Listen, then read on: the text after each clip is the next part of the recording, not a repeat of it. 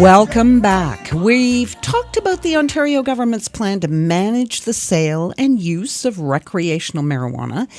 But tonight, we're taking a look at the marketing and branding aspect to all of this. Joining us now is Alison Gordon, the CEO of 48 North Cannabis Company, a licensed producer of medical cannabis in Canada. Welcome to What She Said. Thank you. Thank you for having me. Now, you're an expert cannabis marketing strategist, and with the upcoming legalization in Canada next year, you want to change the mainstream perceptions of cannabis use. So tell us about that.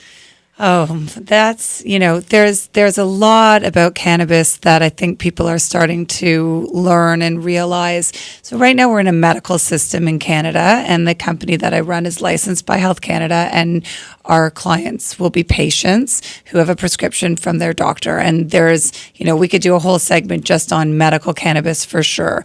We've worked with patients who have just seen unbelievable changes in their lives, from getting off opioids to helping to manage cancer treatment, all sorts of things. But coming July 1st, we all know Trudeau has said we are going to legalize cannabis, which is very, very exciting.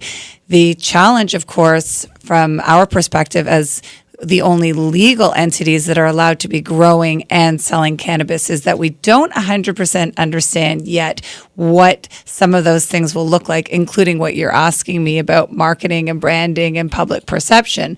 Right now, we are not allowed to market and brand at all, which makes it all the more creative for me to figure out how we are going to differentiate ourselves amongst our competitors.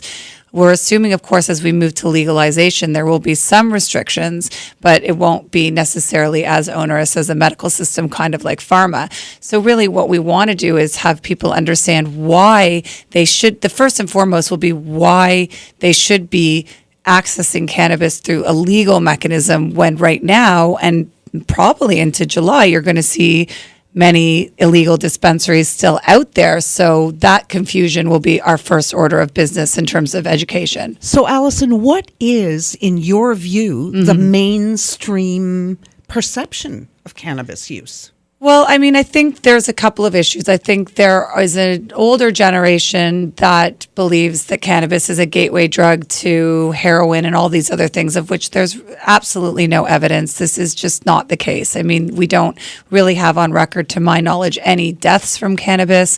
There really isn't any research that shows that somebody starts using cannabis and then they move on to hard drugs. So I think that's something that's changed with a younger generation, but for those of us, including myself, who saw all the ads, this is your brain on drugs and all that kind of stuff, there is this perception around cannabis as this hardcore drug. And then, of course, in the U.S., it's the Schedule I drug, and they had that whole reefer madness out of the William Randolph Hearst era. And so a lot of that sort of what people call propaganda has stayed with that. But then there's this other challenge, which is completely different, which I just spoke to, which is these dispensaries that are popping up everywhere in certain cities throughout Canada. And people think, oh, that's what Trudeau's talking about, though. That's the legalization. And that's really not what the dispensaries are. They're something else. And many are trying to be part of a legal system. But right now, that's not actually legal or regulated. So part of this is misconception that we're all the same, not understanding that companies like mine are licensed and regulated by Health Canada. We're growing to almost a pharmaceutical grade in terms of there's no metals, heavy metals, no molds, no pesticides. We're highly regulated. Now, actually, 2 out of 3 of the local shops have closed in my neighborhood because they figured that, I think they were trying to be ahead of the game, because they thought it was going to be legalized, and when they found out that it wasn't in that sense for them as distributors, and that it'll be done just through the 40 shops now. It keeps changing. I think they've identified 15 locations. Yeah, first of all. But parents are expressing concern. Right. So when do you think we should be educating our children about cannabis, and how do we position Right. So I have 2 boys, 12 and 14. I've been working in the industry for 4 years. So I've been having to speak to them since they were, 10 and 8. And we were in a medical system that was a lot easier conversation. It's something that you get a prescription from your doctor. It's treating certain illnesses. Now we're moving to the recreational side. And I understand many parents think, well, this is just legitimizing cannabis for young people. And if the government's saying it's okay, how are we going to say that they can't or they can? And I mean, I would say first and foremost that cannabis, marijuana, it's not something that's been very difficult to get prior to legalization. So if it's something that your teenager was going to do, they could pretty easily get access to it. So the conversation is probably the same on the front of wanting to talk to them about brain development, understanding how to be careful in what they do. But what legalization does that's really helpful to parents is there is actually a mechanism by which your kids aren't going into neighborhoods or dark alleys or places that they would go before to get cannabis, that there will be people like at the LCBO regulating the age of people coming in. Plus, there is, as I said, regulations around what is actually in the cannabis that you're buying when you buy it from a legal mechanism like a licensed producer like 48 North.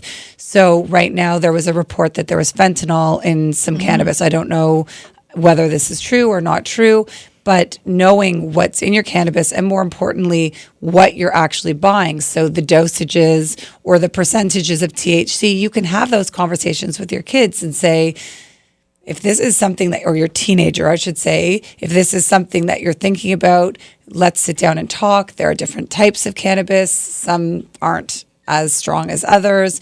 Again, you want to think about brain development and the recommended ages, but we want to talk about if you're going to be doing this anyways, what is the right way to do it? And let's be open and have that dialogue. Now, the regulations around distribution and marketing of recreational cannabis are still up in the air. Yes. But the government has proposed some restrictions on advertising. What are they? And do you think this will make it harder for buyers to educate themselves? I do worry about that. We don't know 100% what that's going to look like, but I agree with you. As I just said, there's many different strains. Some have very high levels of THC, THC being the cannabinoid that has a psychoactive effect. You have CBDs, which is another cannabinoid that a lot of people have been talking about, which has no psychoactive effects and is very good for inflammation and all sorts of other things. And when you balance the two, that can help people not get knocked down or feel too high or have their heart race. So I believe it's very important that we're going to be able to educate consumers about cannabis and what its benefits could be and what might be the right choice for you. And that actually could be very helpful to people's experience with it. Whether or not the government's going to let us do that, we just don't know. Well, I mean, this changing perceptions isn't something new to you because you were the co-founder and executive vice president of Rethink Breast Cancer. Yes. Do you find any similarities between the two industries and what you have to do? It's funny. Yeah. I mean, 100%. When we started Rethink Breast Cancer, we decided we wanted to engage young people in the cause, which nobody was doing, and work with young women with breast cancer. And we had decided, you know what? We're not really going to be about pink ribbons and runs and all of those things. We wanted to modernize the movement. And when I started looking at the cannabis industry about 8 years ago, I thought somebody needs to rebrand cannabis the way we've rebranded breast cancer. Now I recognize maybe I was a bit naive in terms of how that was going to go by way of government regulation. But I think there's a lot of similarities there. There's one way that cannabis has been going, and we're living in a really exciting time if you step back and think about it. I mean, our children are our children's children. It's kind of like alcohol prohibition. They're not going to remember the stigma that was attached to cannabis. And I think with Rethink Breast Cancer, we were absolutely doing the same thing, trying to bring to light that young women also get breast cancer and have special needs and needed the support of the community and the government as well. So what's next for 48 North? Well, we are just taken down our crops and we are about to file for our sales amendment to our license. So we'll be out there. And obviously we're again in this medical market until July 1st. So a lot of this is about how do we build out, and there's tons of mergers and acquisitions, and we saw Constellation Brands, an alcohol company, come in and do a big purchase of one of our competitors. So to say what's next it's like, what's next for this afternoon, really, because the industry just moves at an insane pace. And again, sort of drawing on what I had just said before, it's not just that the industry is exciting and that the consumer out there is going to have lots of choices. It's like thousands of people and millions upon millions of dollars are pouring in. So it's kind of like, what's not next, really? Pretty exciting. It's very exciting, but at the same time, it's hard to know where to move when we don't yet have utter clarity on what recreation will look like. So you're kind of throwing spaghetti at some of the walls and trying to have a good strategy at the same time. Well, Alison, thank you so much for joining us this evening and helping us sort of understand a little bit. And we'll have to have you back as the landscape and the regulations change and we find out more. I would love to come back. This is what she said. We'll be right back.